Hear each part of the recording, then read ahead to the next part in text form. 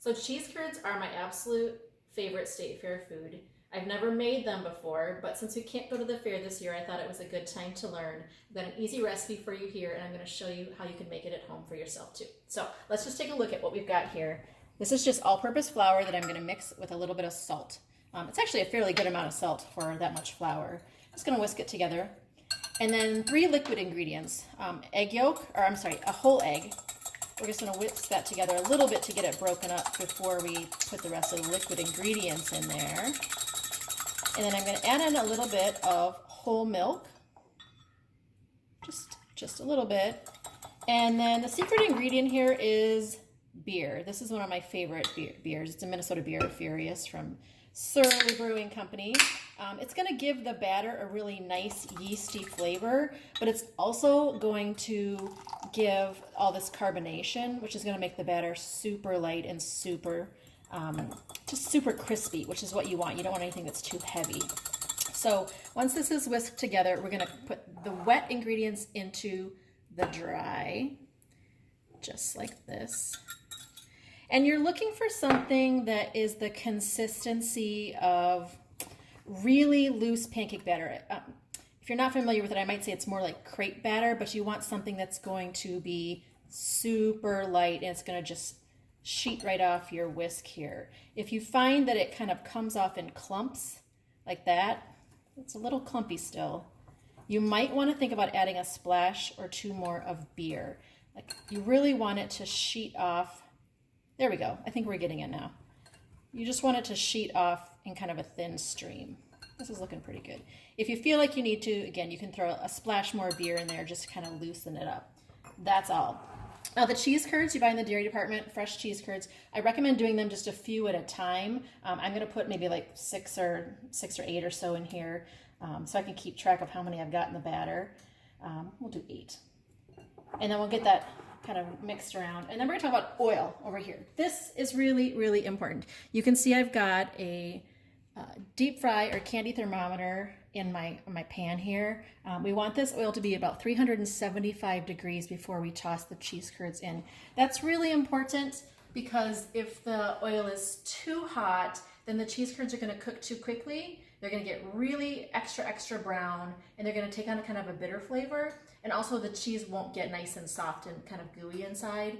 Conversely, if you use oil that's too cool, then you're gonna have cheese curds that soak up a lot of grease, and those are the really greasy ones. You want them to just be light and crispy and golden and warm, but you really need to manage that oil temperature. So if you don't have one of these, it's a really great tool to invest in.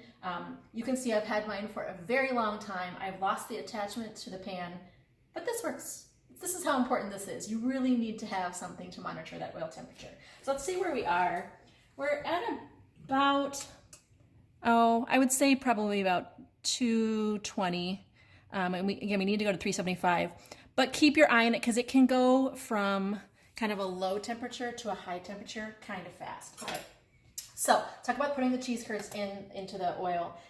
Just want to make sure that they're lightly coated. And I'm going to use a slotted spoon like this one to put the cheese curds into the pan. The reason I'm doing that is because I want to be able to shake the excess batter off the cheese curds. So that's going to come through the holes here so that I don't have big clumps of batter that are frying in there. Those bits are going to get dark brown and they're going to start to make the oil smell really bad after a little while. So the oil's finally come up to temperature and it's finally time to drop the first batch of cheese curds into the oil. So as I said before, you just want to take the slotted spoon, shake them off, and then even take a minute to scrape them off on the side of the bowl. And then try as best you can to drop them in one at a time.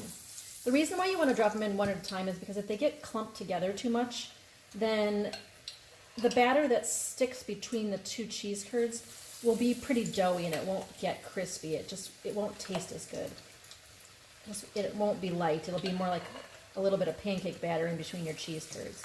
So if you can, just one at a time, kind of drop them in there.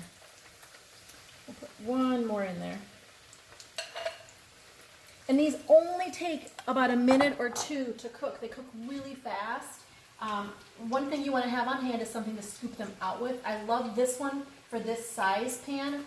If you are using a larger deep fry pan, you might want something more like this, or even a flat mesh strainer skimmer to pull the cheese curds out of the hot oil.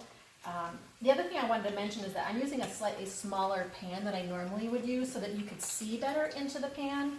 Typically I use a really deep pot, and I like that for, especially for beginner deep fryers, because it's a little bit less likely that it's going to spatter up and get on you or it's going to burn you.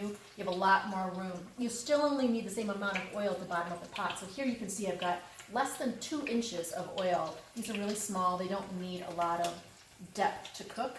So if you're comfortable using a small pan, you surely can, or if that's all you have. But again, if you have a deep pot, like something you might cook spaghetti in, use that for your oil, and I think you'll be a little bit more comfortable with it. And as you can see, these are ready to pop out already.